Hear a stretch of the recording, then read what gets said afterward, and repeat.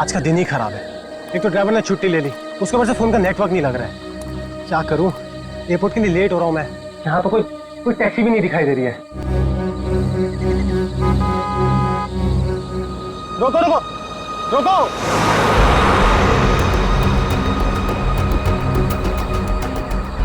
रोको रोको। माल है, कोई गाड़ी नहीं रुक रही। टैक्सी,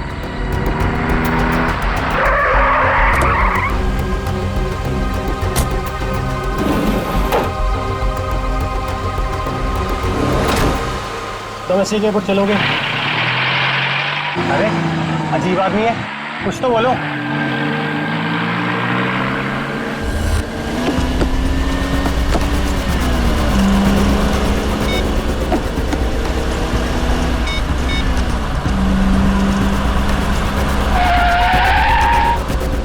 ओ भाई साहब, जरा गाड़ी आराम से चलाओ,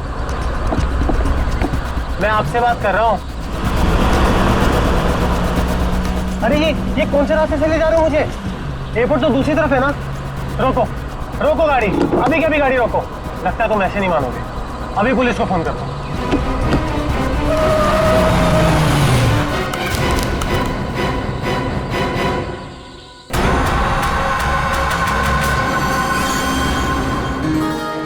अभी तक यकीन नहीं हो पा रहा है सर। जिस एसीपी प्रद्युमन को हम सब अपना आदर्श मानते हैं, उनके साथ सीआईडी में एक दिन काम करने का मौका मिलेगा। वो सब ठीक है, लेकिन तुम लोगों को अभी भी बहुत कुछ काम करना बाकी है मेरी कसौटी पर उतरने के लिए, समझे? बिल्कुल सर, हम लोग भी यही चाहते हैं।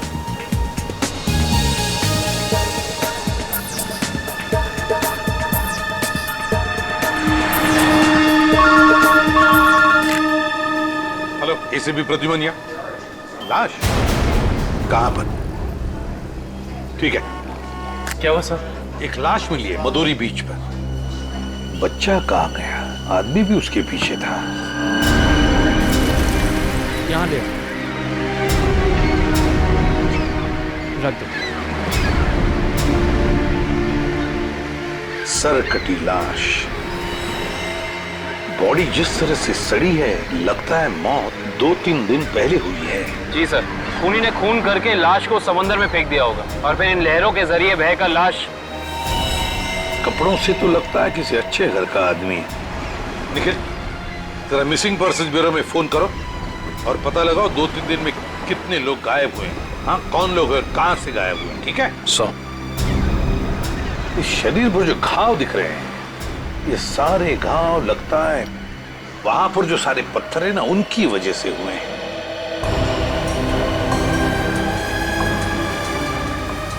अरे जरा इधर आओ। हाँ साहब। एक बात बताओ, क्या यहाँ कोई ऊंचाई वाली जगह है जहां पर उस तरह के पत्थर हों? हाँ साहब, है ना। यहाँ से 5 किलोमीटर की दूरी पर ऐसी एक पहाड़ी है। 5 किलोमीटर की दूरी पर? ठीक है, थैंक यू। 5 किलोमीटर की दूरी पर पहाड़ी है। कभी एक काम करो, इस लाश को फोरेंसिक लैब भेज दो और इस आदमी ने जो जगह बताई है वहां जाकर के अच्छी तरह से पूछताछ करो, पता लगा, देखो कुछ पता चलता है क्या। कोई ना कोई सुराग तो जरूर मिलेगा। Yes sir.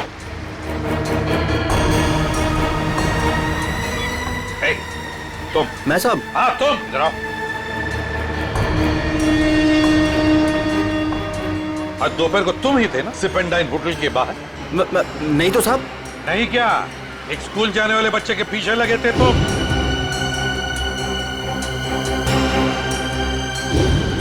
अच्छा, वो तो मेरा भतीजा चिंटू है सर। वो स्कूल नहीं जाना चाह रहा था ना, इसके लिए मैं उसके पीछे दौड़ रहा था। वो स्कूल नहीं जाना चाहता था, इसलिए तुम उसके पीछे दौड़े थे? जी सर। कहाँ रहते हो तुम? सर यहीं सामने एक चौल है, वहीं रहता हूँ सर। चिंटू होगा वहां पर? जी सर। चलो दिखाओ। आइए सर। सर यही हमारा चौल है। आइए सर, आइए इधर। सर यही है चिंटू।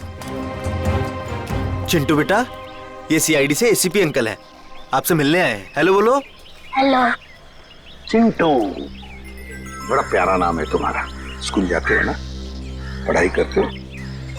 अच्छा चिंटू बेटा, एक बात बताओ, तुम्हें क्या क्या पसंद है? तुम्हें मिठाई पसंद है या स्वीट्स पसंद है ये चॉकलेट्स पसंद है या बिस्किट पसंद है, क्या पसंद है? चॉकलेट। चॉकलेट पसंद है? अरे बाप रे, अब तो मुसीबत हो गई। अब तुम्हें चॉकलेट कैसे दें? चलो कोई बात नहीं, कुछ जादू करके देखना। आओ मंत्र जादू मंत्र छू मंत्र छू मंत्र छू, आ गया ना चॉकलेट। ये लो चॉकलेट चिंटू के लिए।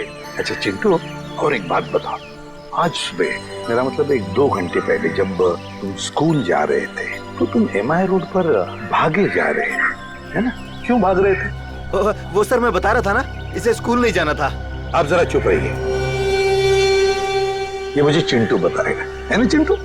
क्यों, तुम स्कूल जाना अच्छा नहीं लगता? ऐसी तो कोई बात नहीं है। नहीं ना, अगर कोई भी परेशानी हो तो मुझे बता देना। लेकिन एक बात कहूँ, स्कूल जाना चाहिए, बहुत पढ़ना चाहिए, बड़ा होना चाहिए और बड़े बनकर अच्छे इंसान भी बनना चाहिए, है ना? और चिंटू, तुम्हें जब भी कभी भी तुम्हारे इस ACP अंकल की जरूरत पड़े ना, तो मुझे मेरे इस कार्ड पर फोन करना, मैं तुरंत आ जाऊंगा। मैं चलो, गुड बॉय, बाय बेटा, बाय।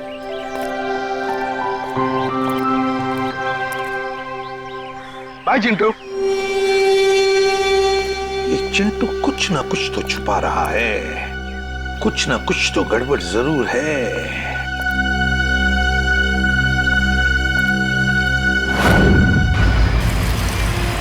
श्रेया गाड़ी रोको, 1 सेकंड रुको।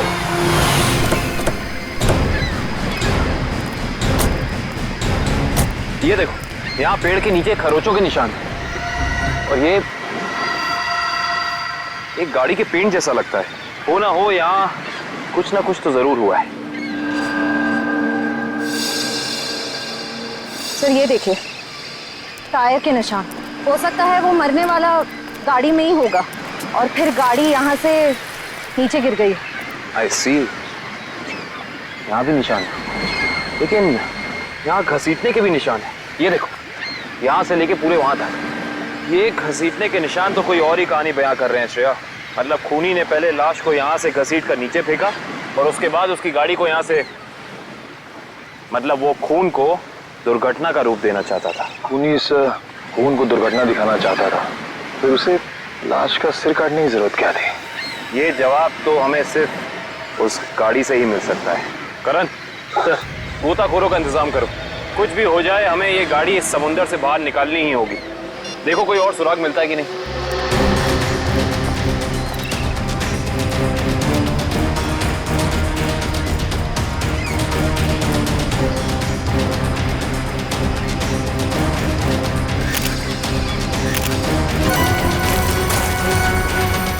सर, आने के सर, वहाँ उस झाड़ी में ये जूता मिला सर। जूता?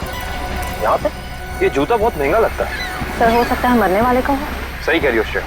मतलब जब खूनी लाश को घसीट के नीचे फेंक रहा था, तब यहाँ पेड़ों से अटक के ये जूता नहीं रह गया। सर खूनी ने एक पूरी की पूरी लाश यहाँ नीचे फेंक दी, उसके बाद एक पूरी की पूरी गाड़ी को भी यहाँ से धकेल दिया। वैसा तो हो नहीं सकता कि किसी ने देखा या सुना ना हो। सही कह रहे हो, पर यहाँ सुना हो। वो देखो चाय वाला, हो सकता है उसने कुछ सुना या देखा। चेक करते हैं।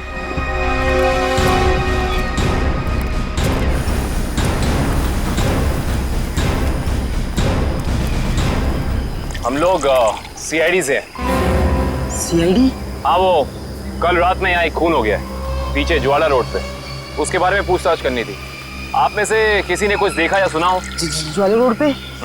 नहीं साहब, हम लोग तो ज्वाला रोड पे जाते ही नहीं है। क्यों, क्या अक्सर वहाँ पे ऐसी घटनाएं होती रहती हैं क्या? हाँ, मगर ये घटना कोई इंसान नहीं, वो आत्मा करती है, टैक्सी वाली आत्मा। टैक्सी वाली आत्मा? हाँ साहब, सुना है एक आत्मा टैक्सी चलाती है जो भोले भाले इंसानों को गाड़ी में बैठाकर उन्हें मार डालती है। ज्वाला रोड पर रात को टैक्सी बैठना मौत को दावा देने जैसा है। कैसी बातें कर रहे हैं, इस सदी में भी ऐसी अंधविश्वास की बातें? नहीं साहब, ये अंधविश्वास नहीं है। 3 दिन पहले मैंने खुद अपनी आंखों से देखा है।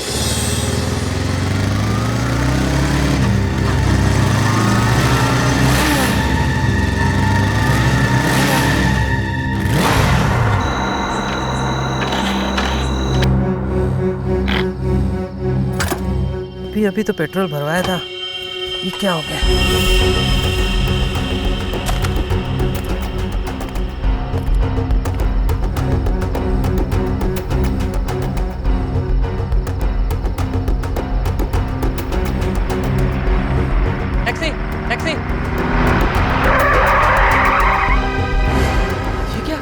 बिना ड्राइवर की टैक्सी, ये कैसे हो सकता है?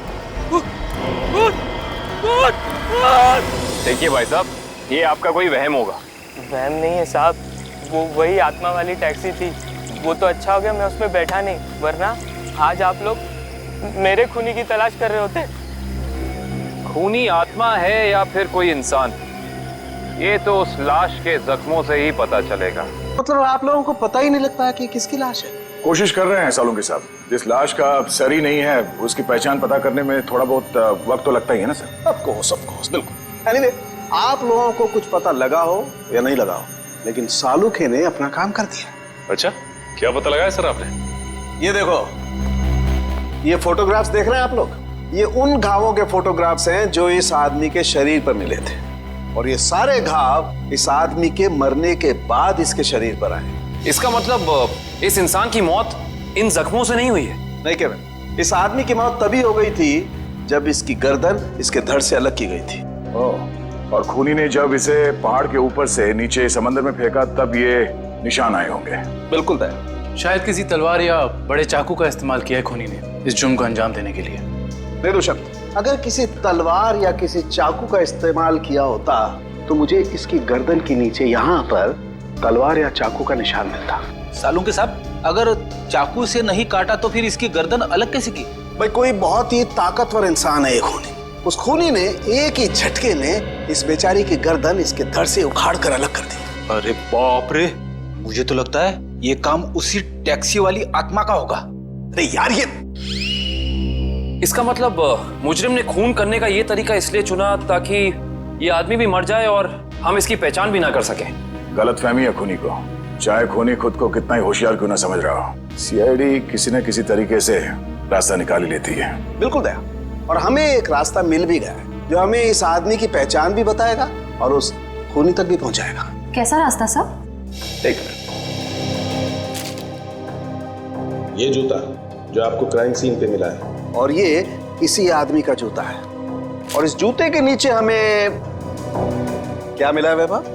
इस जूते के नीचे हमें स्याही मिली है जिसका इस्तेमाल प्रिंटिंग प्रेस में किया जाता है, जैसे मैगजीन या न्यूज़पेपर की। प्रिंटिंग प्रेस की स्याही?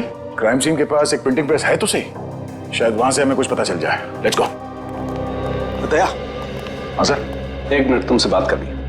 आप लोग जाओ। क्या हुआ सर, कुछ कहना बाकी रह गया क्या? हाँ दया, ये यार एक कार्ड तुम अभिजीत को दे देना। क्या है सर, मैं खोल के देखूं? हाँ देख लो।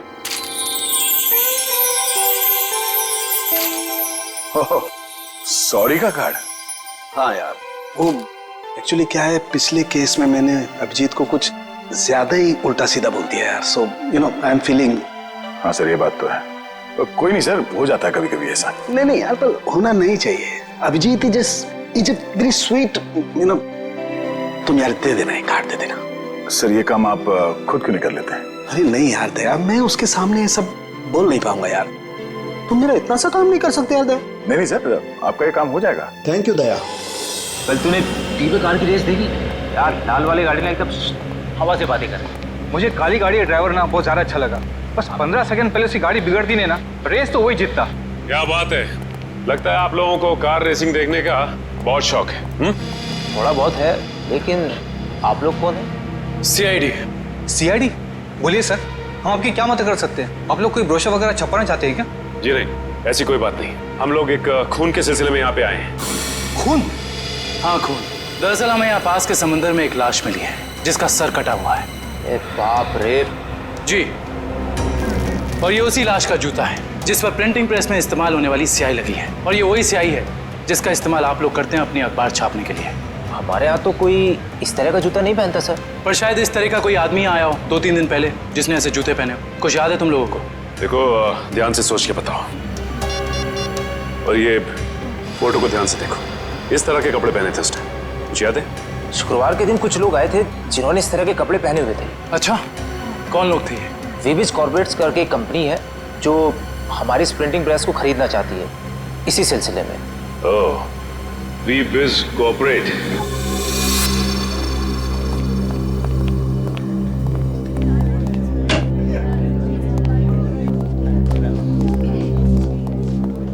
ये कहिए।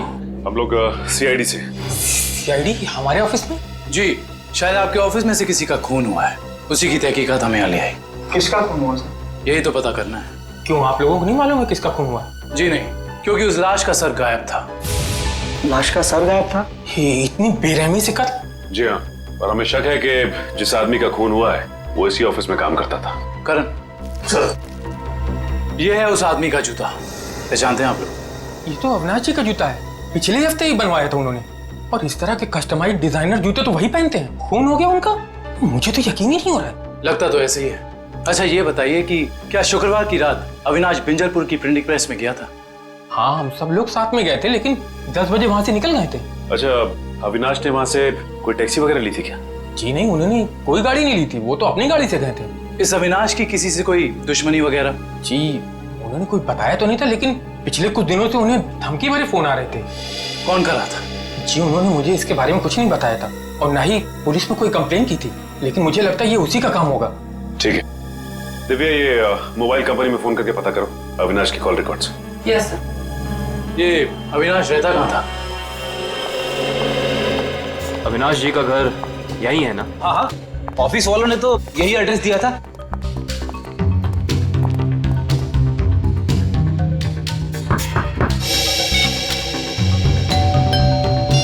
घर में कोई नहीं है क्या? लगता तो ऐसा ही है। अविनाश की पत्नी नेहा का भी फोन नहीं लग रहा। एक काम करते हैं, दरवाजा खोल देते हैं।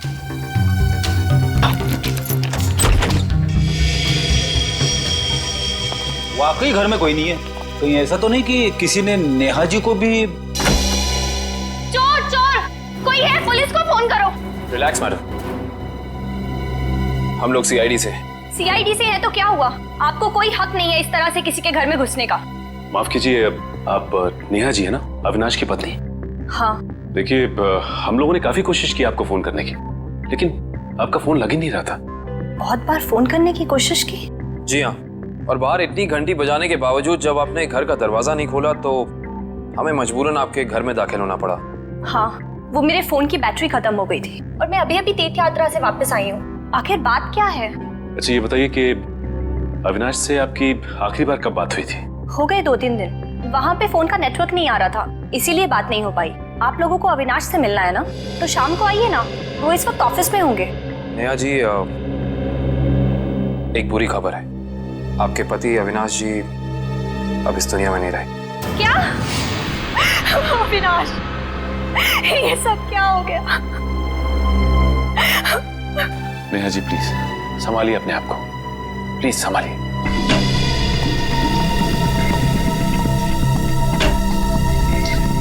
नेहा जी, अविनाश जी के ऑफिस वालों ने हमें बताया है कि पिछले कुछ दिनों से उन्हें धमकी भरे फोन आ रहे थे। आपको कुछ पता है इसके बारे में? नहीं, अविनाश ने मुझे इस बारे में कभी कुछ नहीं बताया।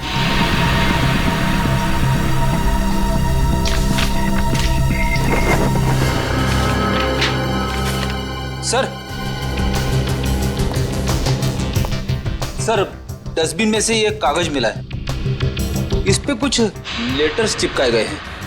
ऐसा लग रहा है जैसे किसी मैगजीन वगैरह से काट के चिपकाए गए हैं। नेहा जी, ये शब्द क्या अविनाश जी ने काट के चिपकाए? नहीं, अविनाश तो मैगजीन कभी पढ़ते ही नहीं थे। तो हो सकता है कि धमकी देने वाले ने ये चिट्ठी लिखी हो। हाँ सचिन, और अपनी लिखावट छिपाने के लिए उसने शब्द चिपकाकर ये चिट्ठी कंप्लीट की है। और लिखा क्या है? अगर मेरी बात नहीं मानी तो अपनी जान से हाथ धो बैठोगे। एक मिनट, बड़ी सफाई से चिपका है। एक मिनट, ये क्या? JLT magazine? मतलब ये जेएलटी मैगजीन से काटा गया है?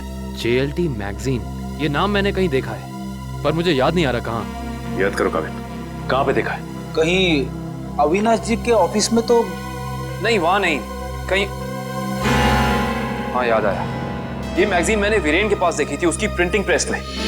लेकिन वीरेन की अविनाश जी से क्या दुश्मनी हो सकती है? रेडी, अविनाश की कंपनी वो प्रिंटिंग प्रेस खरीद रही थी, तो हो सकता है प्रिंटिंग प्रेस के मजदूरों को लगा हो कि उनकी नौकरी खतरे में है। और जैसे ही अविनाश जी प्रिंटिंग प्रेस से बाहर निकले, वीरेन ने उन्हें, ओह आई सी, इस वीरेन से दोबारा मिलना पड़ेगा।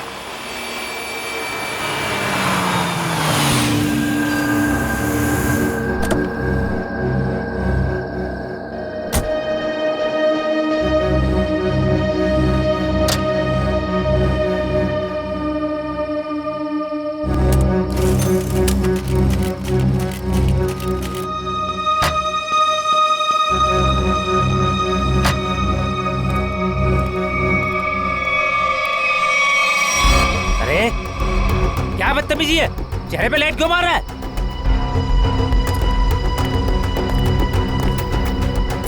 अरे जानता है कौन हूँ मैं? अखबार में काम करता हूँ। पागल है? रात को भी यार आदमी। लगता है ऐसे नहीं मानेगा तू। आज घर मार खा के जाने का इरादा लेके आया तू। तेरी तो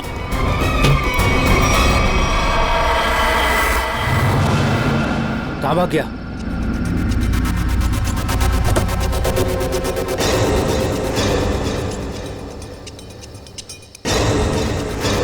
कहाँ भाग गया?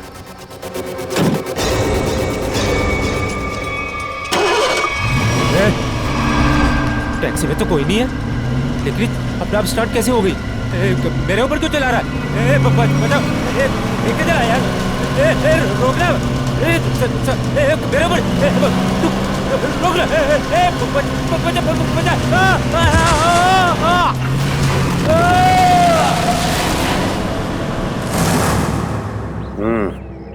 एक और खून।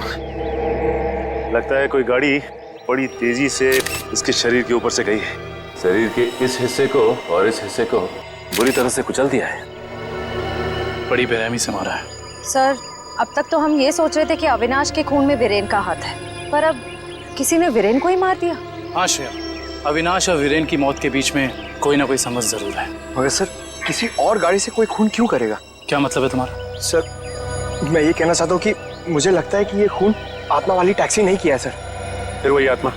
पंकज, ये आत्मा वात्मा कुछ नहीं होती, समझे? सर, ये मैं नहीं कह रहा हूँ सर। सर, आपको याद है ना उस आदमी ने क्या कहा था? सुना है एक आत्मा टैक्सी चलाती है जो भोले भाले इंसानों को गाड़ी में बैठाकर उन्हें मार डालती है। ज्वाला रोड पर रात को टैक्सी बैठना मौत को दावा देने जैसा है। हाँ, इसका एक्सीडेंट किसी टैक्सी से हुआ या फिर किसी गाड़ी से, इसका पता तो इस एटीएम पे लगे हुए कैमरे से ही चलेगा। एक काम करो करण, दिव्या, जरा फुटेज निकालो, तब तक हम लोग गाड़ी चेक कर लेते हैं।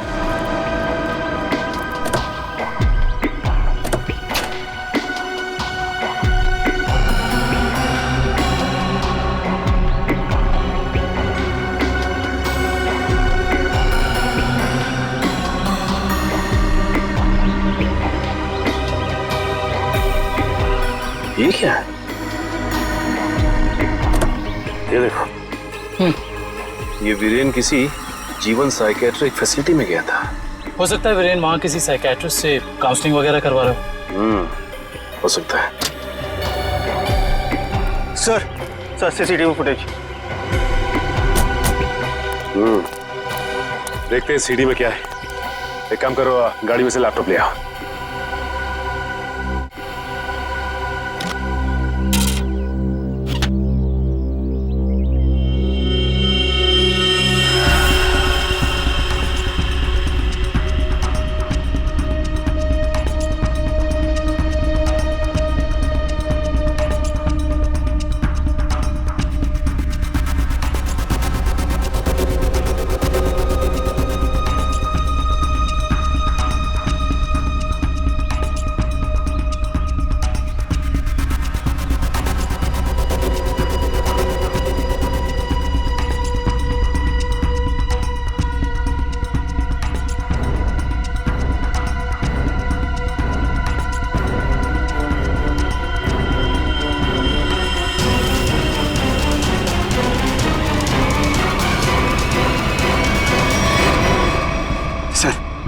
देख लिया आप लोगों ने? मैं कहता था ना, आत्मा वाली टैक्सी। जरा ड्राइवर सीट पे जूम इन करो।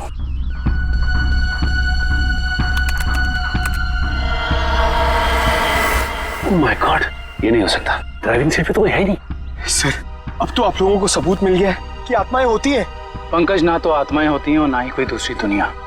ये कुछ और ही है, कुछ और ही।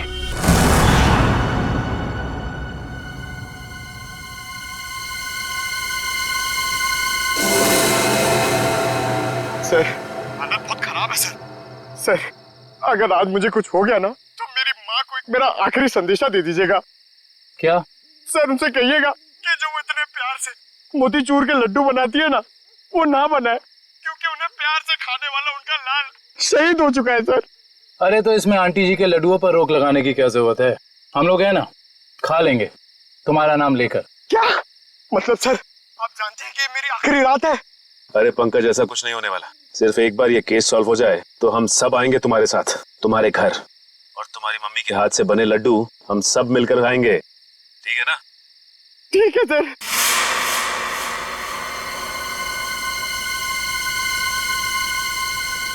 पंकज, शायद कोई आ रहा है। हे भगवान!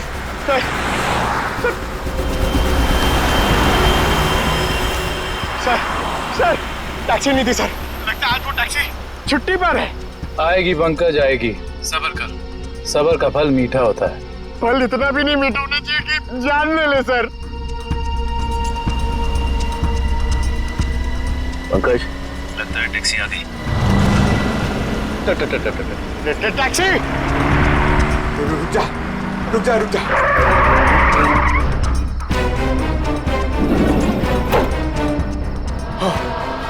थैंक गॉड, इस टैक्सी में ड्राइवर है। चलो भैया।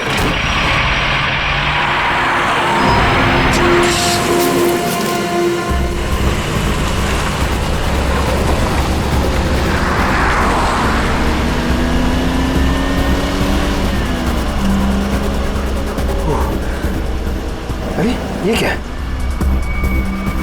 अरे भाई साहब, ये ड्राइवर! सर! सर, इस गाड़ी में ड्राइवर नहीं है! सर! सर! सर, इस गाड़ी में ड्राइवर नहीं है!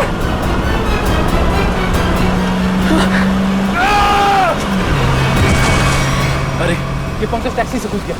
ओह माय गॉड, इसे चोट न लग गई।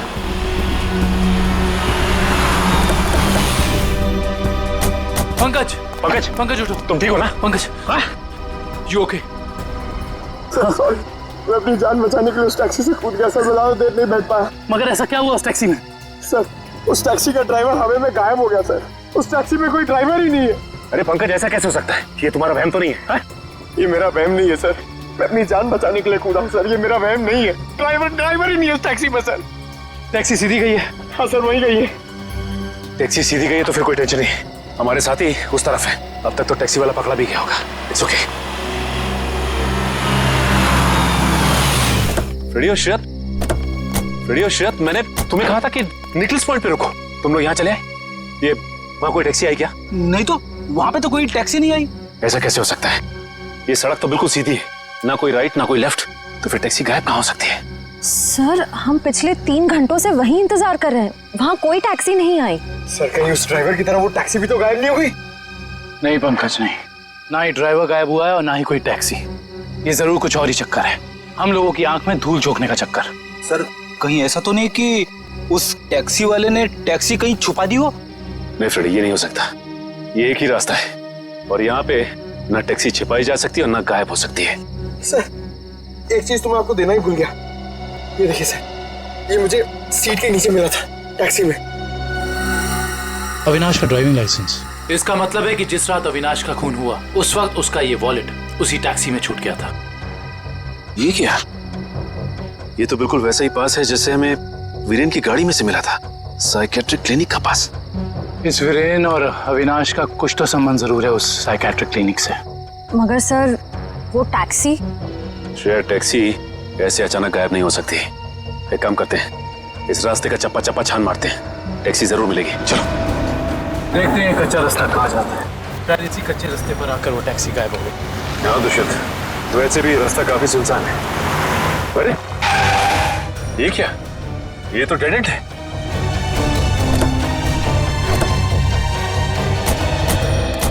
अगर टैक्सी यहाँ से गई भी होगी तो यहाँ से आगे नहीं जा सकती। लगता तो यही है। यहाँ तो आगे बस ये दीवार। एक मिनट, ये देखो दुष्यंत, टायर के निशान। ये दीवार के पास आके खत्म हो जाते हैं। ये बात तो है।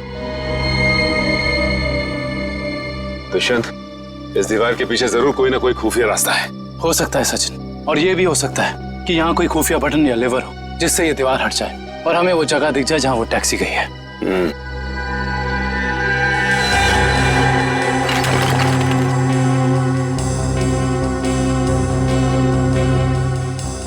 यहाँ तो कोई भी ऐसी जगह नहीं है जहाँ पे लिवर या फिर कोई बटन लगा हो। तो फिर तोड़ देते हैं दीवार को।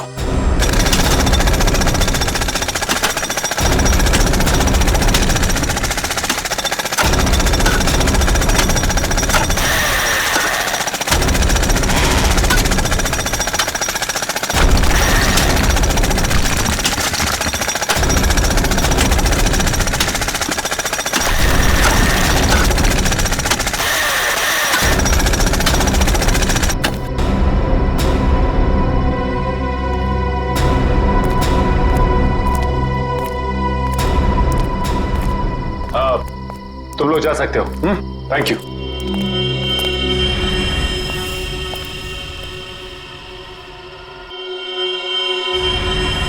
ओह माय गॉड, तो ये वो जगह है, मगर टैक्सी तो दिख नहीं रही। इसका मतलब यहाँ से बाहर निकलने का कोई दूसरा रास्ता भी है।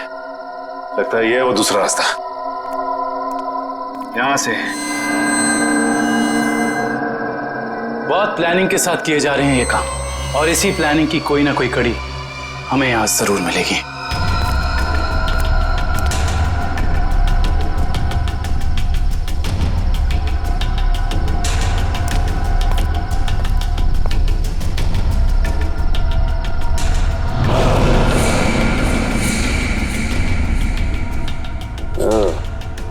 तो ये है रोबोट। ये देखो। ये देखा दुष्यंत, ये है वो रोबोट। लगता है उस आत्मा वाली टैक्सी का ड्राइवर यही है, रिमोट से चलने वाला। हाँ सचिन, और इसी रोबोट के बाजू का इस्तेमाल किया गया होगा अविनाश के सर को उसके शरीर से अलग करने में। एक मिनट, हाँ, इसके हाथ पे यहाँ पे खून भी लगा हुआ है। अब इससे पहले कि ये खूनी अपना अगला मर्डर प्लान करे, पकड़ना होगा उसे। दोनों की मौत हो गई है। इन दोनों की मौत हो गई? जी हाँ, इन दोनों को किसी ने मार डाला है। डॉक्टर साहब, आप ये बताएंगे कि ये दोनों आपकी क्लिनिक में कुछ दिन पहले आए थे क्या? हाँ, हमारे क्लिनिक में एक मरीज है रीचा, उसी से मिलने आए थे। दोनों अकेले आए थे या साथ साथ? साथ आए थे। कह रहे थे कि दोनों दोस्त हैं और रीचा से उनकी पुरानी दोस्ती है। ओह, दोनों दोस्त थे। तो फिर वीरेन ने अविनाश का जूता कैसे नहीं पहचाना? इसका मतलब ये वीरेन हमसे कुछ छुपा रहा था। अच्छा, ये रीचा से मिल सकते हैं हम? हाँ, आप जरूर मिल सकते हैं, लेकिन एक बात है, बहुत मुश्किल से रीचा की हालत में सुधार आया है, तो आप उससे कोई ऐसा सवाल ना पूछिएगा जिससे वो परेशान हो जाए। आप चिंता ना कीजिए, हम समझ सकते हैं। करण, इशिता, तुम दोनों यहीं रुको, हम रीचा से मिलकर आते हैं। आइए।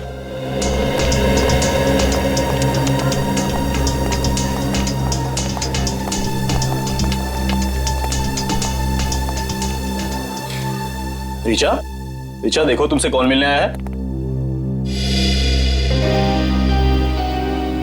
हेलो रीचा, मेरा नाम काविन है, ये सचिन है और ये फ्रेडी। हम तीनों सीआईडी के लिए काम करते हैं। सीआईडी?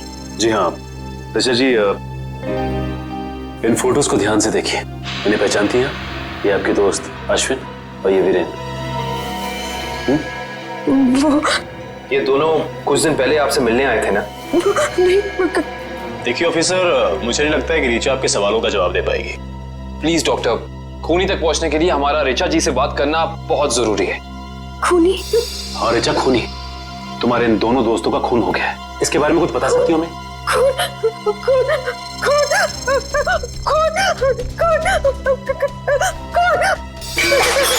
ये क्या बकवास है?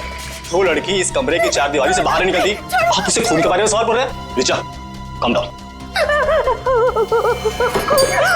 नर्स, P7129 इंजेक्शन जल्दी लाओ, जल्दी लाओ इंजेक्शन। Richa, come down.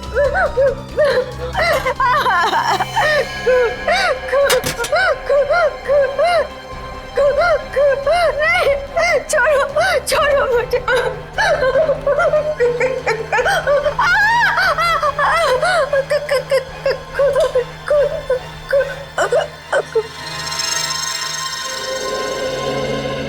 माफ कीजिएगा डॉक्टर साहब, हमारा ऐसा कोई इरादा नहीं था। Really sorry. देखिए ऐसी बात नहीं है, इस तरह के मरीज बच्चों की तरह होते हैं, इन्हें हर शब्द टोल मोल के बताना पड़ता है। डॉक्टर साहब, ये बात हम समझ सकते हैं, लेकिन एक बात तो तय है कि इन तीनों के अतीत की कोई ऐसी कड़ी है जो एक दूसरे से जुड़ी हुई है। इस केस से जुड़ी एक बहुत खास बात सामने आई है। कैसी बात? यही कि अविनाश, नेहा और ऋचा एक ही कॉलेज में पढ़ते थे और वीरेन भी पास वाले कॉलेज में ही पढ़ता था। ओह, मतलब ये सब पुराने दोस्त हैं? हाँ सर, और उस दौरान डाली नाम का एक सीरियल किलर कॉलेज के बच्चों का खून कर रहा था। और एक दिन इन चारों ने मिलकर पुलिस की मदद की और इस डाली को जेल भिजवा दिया। ओह, तो शायद हो सकता है ये सारे खून डाली कर रहा। यस सर, 2 महीने हो गए उसे जेल तोड़कर भागे हुए, और अभी तक वो पुलिस के हाथ नहीं लगा है। ये अविनाश और वीरेन तो मारे गए हैं, वो अगला शिकार या तो रीचा है या फिर नेहा। श्रेया, इस रीचा के क्लिनिक में फोन करो, उसे चौकन्ना रहने के लिए कहो, जल्दी। दुष्यंत, नेहा को फोन लगाओ, जल्दी।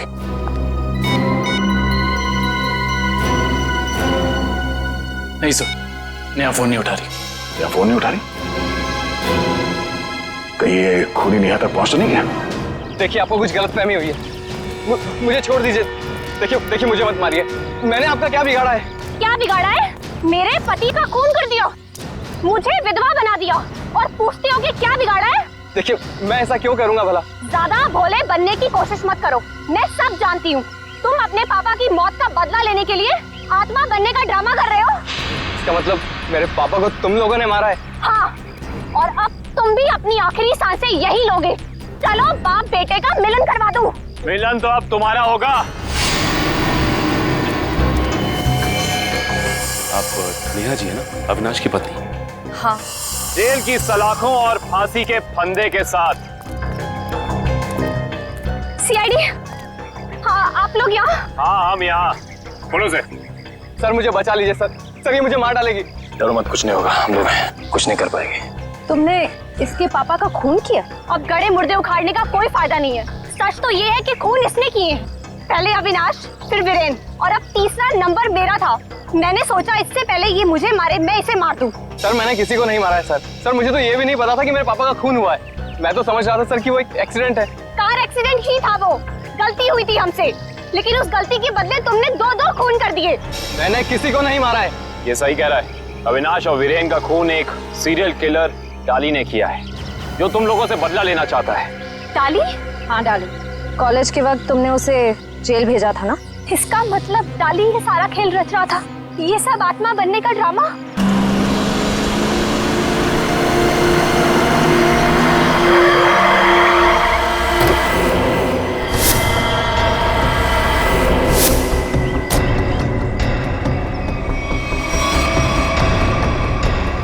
पापा आप, ये कैसे हो सकता है? वो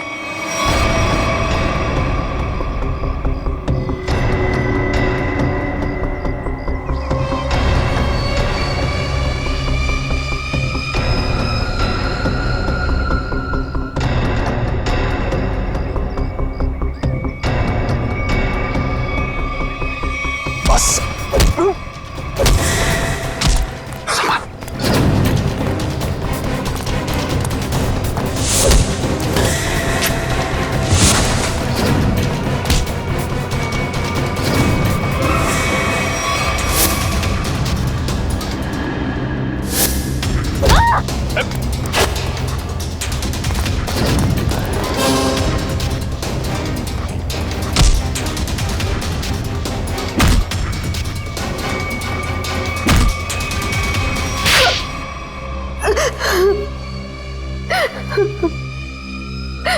क्यों किया तुमने ये सब?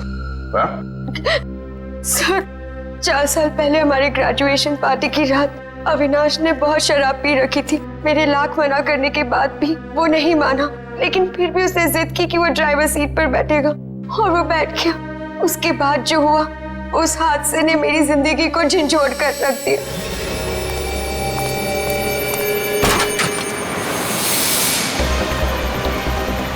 गाड़ी मुझे चलाने तो तुमने बहुत पी रखी है। डरो मत रिचा, पीने के बाद में और भी सेफ गाड़ी चलाता हूँ।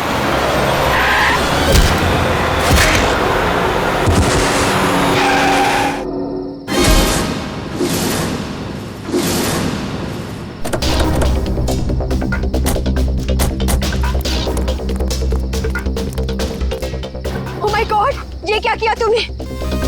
ये कैसे हुआ? ये तो मर गया।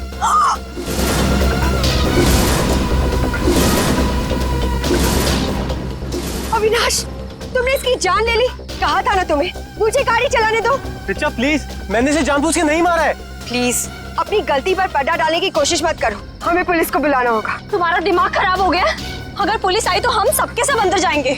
सब क्यों जाएंगे? सिर्फ अविनाश जाएगा। क्या तुम अपने दोस्त को जेल भिजवाओगी? दोस्ती अपनी जगह और कानून अपनी जगह। कोई पुलिस नहीं बुलाएगा।